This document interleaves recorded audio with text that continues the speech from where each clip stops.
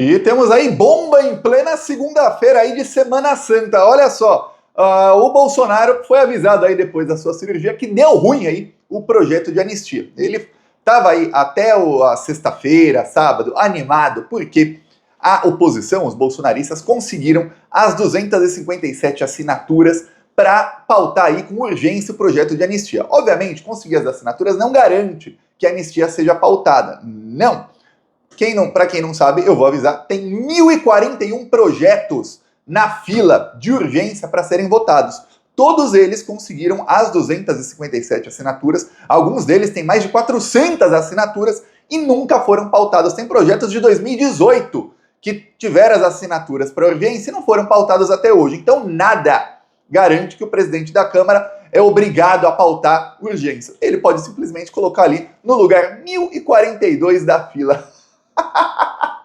Então, estava ali uma vitória, que era conseguir a maioria para começar a pressionar, mas não era aquela vitória que você ganha e leva os 3 pontos para casa, não. Não.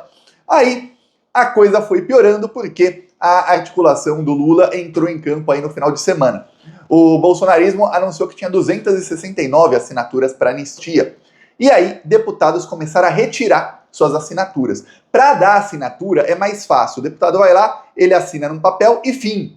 Para retirar a assinatura, o deputado tem que ligar, mandar mensagem para quem tem o documento, que é o sócio Inês Cavalcante, e falar, ó, risca meu nome. É bem mais complicado do deputado que já assinou mandar tirar a assinatura do que o deputado que está ali passando pelos corredores, ou, como a gente viu aqui, eu mostrei em vídeo, passando pelo corredor do aeroporto, onde não tem como passar por outro lugar, só por ali, e aí vem o deputado com o papel e fala, ó, assina aqui, e uma claque lá, bolsonarista, falando, assina, anistia. Aí é diferente, bem diferente. Então é muito mais difícil retirar as assinaturas. Mesmo assim, vários retiraram as assinaturas, e chegou na manhã de segunda-feira, eram 262 assinaturas. Mais um deputado tirou a assinatura, ficaram 261. Aí bateu o desespero. Os bolsonaristas aí começaram a discutir entre si o que fazer. Por quê? Porque se tirassem aí mais 4 assinaturas, o projeto perdia a maioria para ser protocolado à urgência. Porém, quando conseguiram as 269, os bolsonaristas começaram a falar no sábado que, ó, a gente vai tentar aprovar uma PEC. Quem sabe a gente chega a 308. Aí a gente aprova uma PEC e põe na Constituição que pode dar golpe de Estado. É isso que eles queriam fazer, colocar na Constituição do Brasil que você pode dar golpe de Estado, porque PEC não pode ser vetada pelo presidente da República. Para você ter uma ideia, PEC não passa nem sequer pela sanção presidencial. A PEC entra direto na Constituição. E aí, depois é que alguém tem que entrar na STF para falar ali, ó, não pode isso, é inconstitucional e tudo mais, aí demora meses. É isso que eles estavam querendo. Aí quando começam a retirar as assinaturas, eles vêm, opa, não estava imaginando isso. Eles imaginavam que esses deputados, eles iam aguentar a pressão, eu falar, pô, bem mais difícil tirar, pô, vou ter que pedir pro Sóstenes, vou ter que me indispor com o cara, com o PL, com os bolsonaristas, caramba. Só que o governo começou a fazer uma pressão. Eu falei com todos os contatos indiretos aí que eu tenho do governo e falei, olha, tá na hora do governo começar a dar a cara a tapa e a fazer campanha aí, mostrando fotos por estado, inclusive, de quem são os parlamentares da base do governo que estão assinando um documento que diz que é permitido dar golpe de Estado no Brasil. Quem são esses? Que fazem parte da base de um governo que eles dizem que seria legalizado matar o presidente da República. Tem que expor, porque 52% da população é contra a anistia. Se esses vagabundos estão assinando ali porque eles estão com medo de perder os votos dos bolsonaristas, eles não vão ficar com medo de perder o voto de 52% dos brasileiros? Pode ser que alguns digam, mas alguns desses parlamentares do Centrão são lá de Santa Catarina, onde 80% é bolsominion, ou do Paraná, ou do Mato Grosso, ou de Goiás, e aí eles não estão nem aí para isso. Mas e os outros? Principalmente os do Nordeste, não estão? Lá onde 70%, 80% é contra a anistia, eles não estão com medo? E o governo não faz a exposição que o bolsonarismo ameaçou fazer. O governo está lá nos bastidores fazendo sua articulação, mas é aquela. O bolsonarismo usa a comunicação. O governo Lula, até o momento, usam ali para fazer propaganda do governo e tal, mas para o embate, para instigar sua militância a ir para cima, até o momento não está sendo feito, e eu estou cobrando isso aqui, ó, faz meses. Aí, o que acontece? Você vê, esse é o Congresso Nacional que o Lula tem que lidar. A maioria a favor da anistia. Eis que bateu o desespero, eles viram aí que, tirando mais assinaturas, ia dar ruim, não teriam mais a maioria, então o Sóstenes Cavalcante, nessa segunda-feira, em pânico, protocolou o projeto de urgência. Falou, ó, tá protocolado aqui, ó, o pedido de urgência, tem aqui as assinaturas e pronto. A partir do momento que tá protocolado, podem tirar a assinatura? Até podem, mas já tá protocolado, ele já tem uma desculpa para dizer, não, na hora que eu protocolei, tinham as assinaturas, tirar depois não vale. E aí fica uma discussão, vale ou não vale? Mas ele já tem ali protocolado. Pois bem, o problema essa não era a estratégia. A estratégia do bolsonarismo era usar a Semana Santa em que vossas excelências não trabalham. Para quem não sabe, o Congresso Nacional trabalha só terça, quarta e quinta, porque excelências não gostam de trabalhar segunda e sexta, que é muito próximo do fim de semana para trabalhar. Aí, o que eles fizeram? Como tem feriado aí sexta-feira, e como a Páscoa cai num domingo, e aí tem aí o dia 21 de abril numa segunda, pô, imagina que tristeza para os parlamentares, sexta-feira santa eles já não trabalham, então já é feriado. E aí na segunda tem um feriado de Páscoa, eles também não trabalham segunda. Então faz o quê? Pô, não trabalha a semana inteira já logo. Porque eles vão ser prejudicados de não aproveitar 2 feriados? Claro que não. Já emenda. Então eles emendaram sexta, sábado, domingo, segunda, terça, quarta, quinta, sexta, sábado, domingo, segunda e só voltam na outra terça. São aí 12 dias de folga. Mesmo nessa folga, o governo Lula está articulando, e nesses 12 dias, o que os bolsonaristas queriam era tentar aumentar o número de assinaturas, coisa que além de não conseguirem, começou a diminuir, e 2, eles não iam protocolar a urgência, porque não pode ser votado agora de qualquer maneira, e eles iam fazer toda a pressão, uma pressão gigante, ali, logo no dia 22 de abril, que é o dia que voltam aí os trabalhos na Câmara dos Deputados. Porém, deu ruim, porque eles viram aí que pô, não vai dar. Eles vão fazer a semana inteira ali de muita pressão nas redes sociais para conseguir as assinaturas, e aí chegar lá com várias, 280, 290, estavam sonhando com 308 assinaturas para chegar lá e pressionar o Hugo Mota. Aconteceu que não, tiveram que protocolar agora o governo, ele já protocolaram, não tem como eles pedirem mais assinatura de algo que já foi protocolado, mas tem como o governo pedir para os que assinaram tirarem as assinaturas, eles têm que entrar lá na mesa diretora da Câmara e falar, ó, tira a minha assinatura disso aqui. Melhor do que falar com o Sóstenes Cavalcante, que é líder do PL, né? Bem melhor falar com a mesa diretora da Câmara, que inclusive o Hugo Mota nem quer que isso seja votado. Então são aqueles que estão sob pressão. Pois bem, o governo vai trabalhar aí para tentar tirar essas assinaturas até o final de semana, e o bolsonarismo, a tática deles deu errado, e agora eles vão ter que contar que o Hugo Mota vai colocar para pautar. Só que tem um problema. O problema dos bolsonaristas se chama Supremo Tribunal Federal. Por quê? Porque o STF já começou, na semana passada, a mostrar que as investigações que tem ali sobre roubo de dinheiro público envolvendo os caciques do Centrão estão avançando rapidamente. E que não vai ficar aí pedra sobre pedra. Inclusive, uma das investigações está com o Cássio Nunes. E ele mandou ali e teve operação de busca e apreensão contra vários ligados aí ao Centrão. E o Centrão estava achando que o Cássio Nunes ia matar no peito e não matou.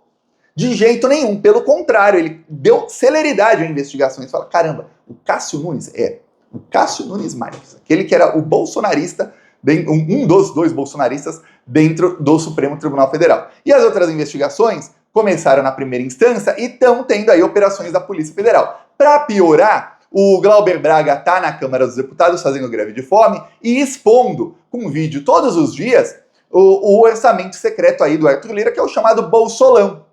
E aí falando, olha, ele tá comprando todo mundo e comprando minha cassação com orçamento secreto. Aí esses deputados que vendiam o voto para ele têm que fazer o que ele quer. E ele quer me caçar aí sem motivo. O Glauber tá para ser caçado porque chutou um membro do MBL que estava xingando a mãe dele. Só que teve deputado que já chutou outros deputados, inclusive o deputado que fez o relatório pró-cassação do Glauber, ele já chutou um outro deputado em plenário e não foi cassado. E tem vários casos. Nunca na história nenhum parlamentar foi cassado por agressão. Nunca.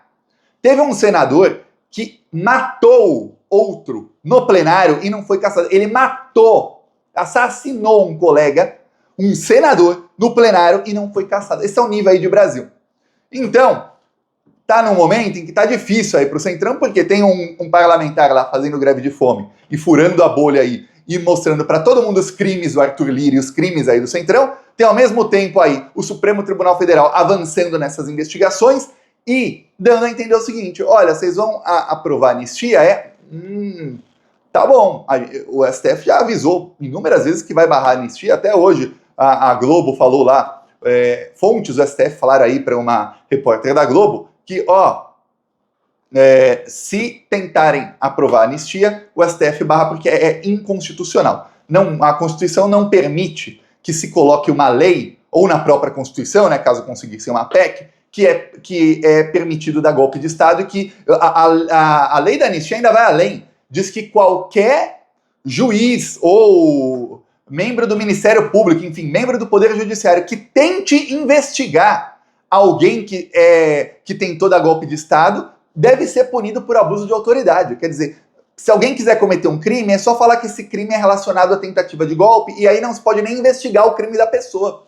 Ou seja, se vamos supor, algum traficante de drogas ligado ao PCC, aí como é o Tarcísio, ou o Comando Vermelho, como a Carla Zambelli, resolve lavar dinheiro do tráfico. Mas isso aí é associado a financiamento a golpe de Estado, vamos supor. Aí não se pode nem investigar se esse dinheiro foi do tráfico ou não, aí o cara ganha uma imunidade. É isso que eles estão fazendo. Ainda vão usar a lei da anistia para dar imunidade a todo mundo que estiver cometendo crime de lavagem de dinheiro, etc., que seja relacionado a financiar. E aí vai ser muito fácil. O criminoso que quiser não ser nem investigado, você fala, não, isso aqui, eu fiz depósito aqui para alguém que estava nos acampamentos ali golpistas, então não pode investigar a mim. Isso não é abuso de autoridade. É isso que eles querem. Olha o nível que tá.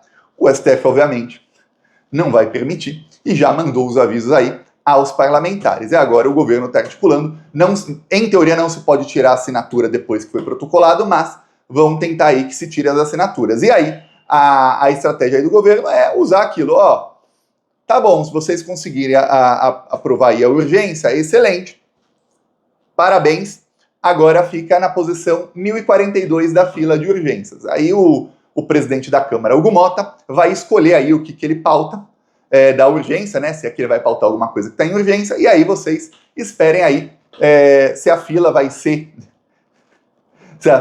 respeitada ou não. Ele tende a respeitar a fila, viu?